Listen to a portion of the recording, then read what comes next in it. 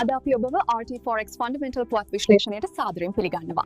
ජාත්‍යන්තර මුදල් වෙළඳ පොලේ සිදුවන වැදගත් මූල්‍ය කරුණු ගැන කතා කරන්න අපි සූදානම්. EUR USD මුදල් යුගලය අඟහරුවාදා වැඩි ස්ථාවරත්වයක් පෙන්눔 කළේ නැහැ.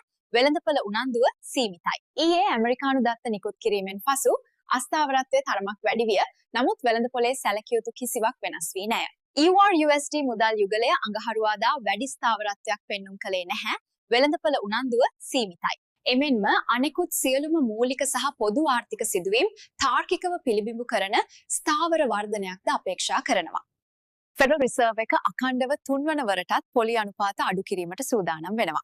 හරියටම සැප්තැම්බර් 17 වන දින EUR USD යුගලය එහි වාර්ෂික ඉහළම මට්ටමට ළඟා වූ අතර එය අහඹු ලෙස වසර 3කින් ඉහළම මට්ටම සනිටුහන් කළේය. සැප්තැම්බර් 17 වන දින යුගලය පහත වැටෙමින් පවතින අතර ඒ අනුව ඩොලරය ඉහළ යමින් පවතී.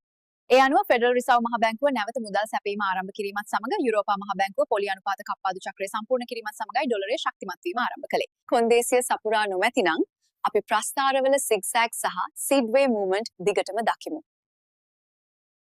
රැඳී ඉන්න අප සමග නවතම තොරතුරු සඳහා අපි RTF